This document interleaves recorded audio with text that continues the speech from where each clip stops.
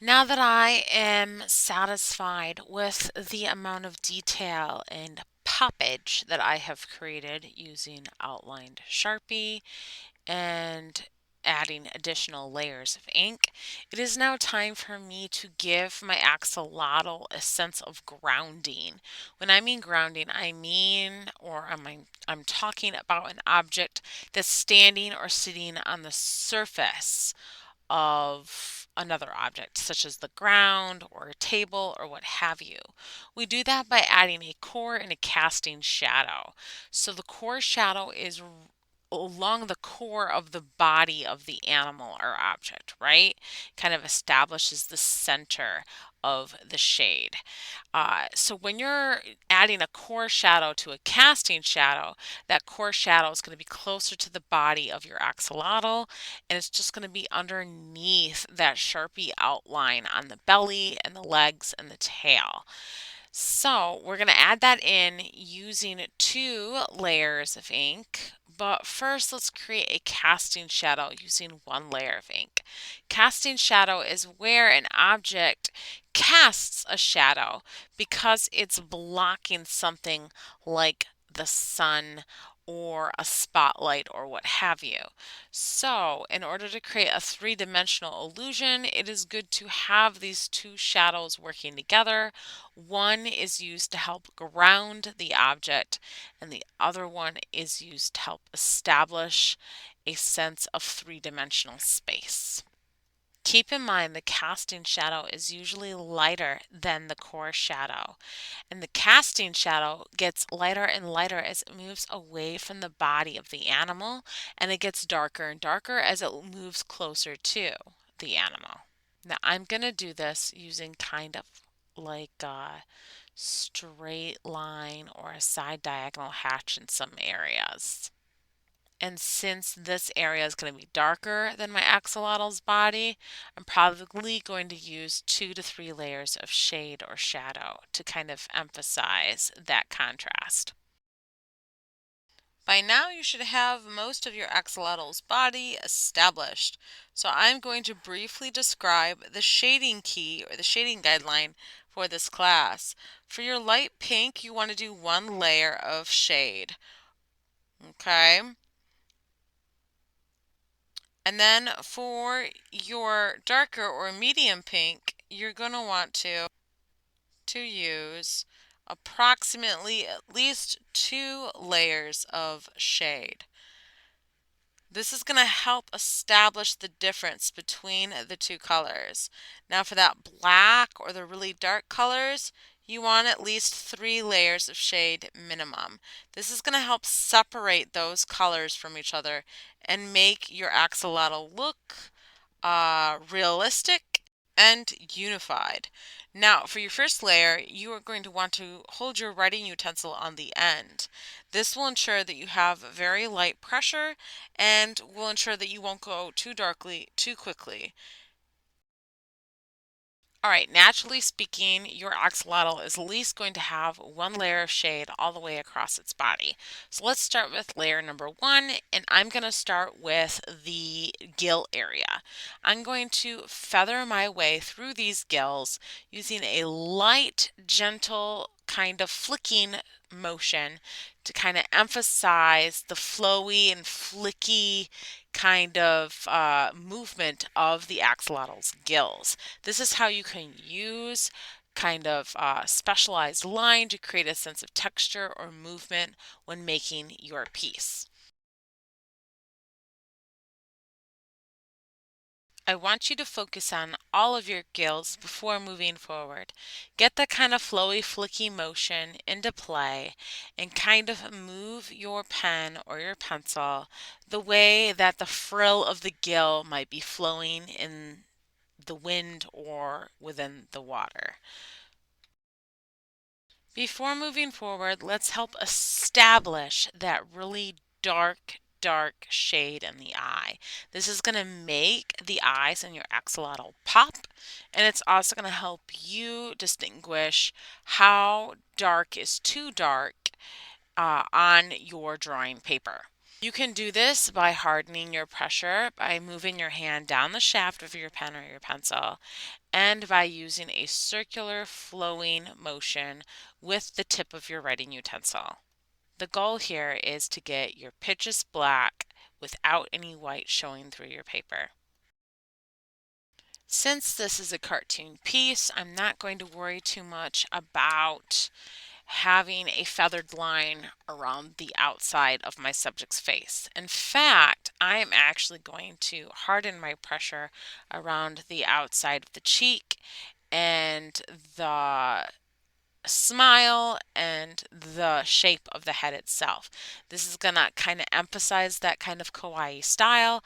It's also going to create a sense of contrast to help my axolotl pop from the background and help its features pop out from the rest of the axolotl's body.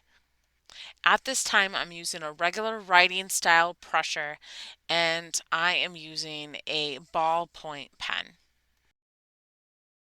However, I'm going to shade the inside of my axolotl's face using a super light curved line. I am going to go in using butterfly kisses and kind of rounding my line to emphasize the fat roundness of the cheeks. This is going to kind of create a sense of three-dimensional illusion by using this curved line. We call this kind of cross contour when you're kind of shading along the muscle skeletal or fat structure of your animal's body. I'm going to repeat the first step with the outside of the axolotl's legs and tummy, but kind of creating a nice bold outline since I am trying to go with the kawaii cartoon style. But when I get to the belly and the legs and the body of the axolotl, I am going to adhere to my one layer key where I am using a super light shade. I'm also going to continue moving my line within the direction of which the muscle and skeletal structure of my axolotl body flows. So naturally for my legs, my line are going to go at a slant and my tummy is going to go at a curve. That's because your leg is more of a straight object and your tummy is more of a curved object. This will give your brain the illusion or create the illusion for your brain that you're dealing with a three-dimensional space. This is used with optical illusions as well when creating artwork. At this current moment in time, I am crispening up my line along my axolotl stomach and leg to help separate these features from the body.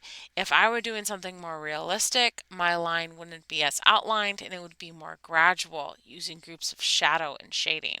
But since we're dealing with a cartoon style, I kind of want to get that bold outline established all throughout the limbs of my axolotl's body. As I'm done with that, I am going to create an illusion of a rib cage by curving my line up along the bottom of the stomach to kind of wrap around the rib cage and display that there's some sort of muscle or skeletal structure there. And then I am going to kind of curve my line up and down into where the girth and the hip bone are for my axolotl's back and hind quarters. When using this shading technique, it helps create a sense of realistic structure to whatever subject you're drawing. If you've ever had an issue where you're drawing hands and they turn out rubbery, it's probably because you are not taking cross contour shading into consideration to help stress that there's a skeletal structure beneath the hand that you are drawing. So, to help prevent that, you want to kind of imitate your shadow marks to kind of hint that there's some sort of skeletal structure underneath the flesh. And you do this by using directional line movement.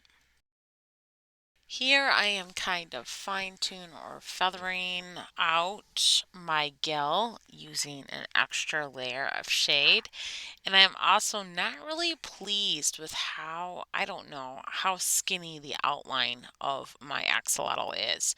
I really want that kawaii shape or style, and part of that includes a nice crisp, bold outline to the outer edge of your character's body.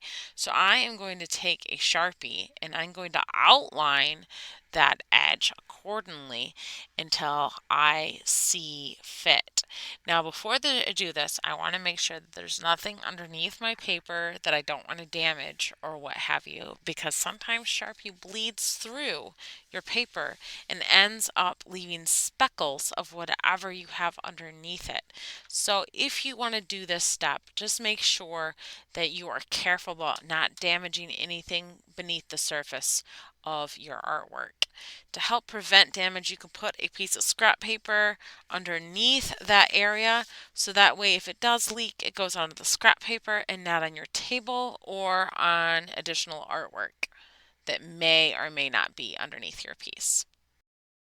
After I am done establishing that, and after I have decided that I am completely pleased with what I have, uh, I am going to erase the pencil line that's underneath my shading. Make sure that your ink is dry before you do this, or else you will create a smear across your artwork. My stuff is dry, so I'm going to move forward and clean up that line. This will kind of give me an indication or tell me if I need to add an additional layer of ink in certain areas if necessary.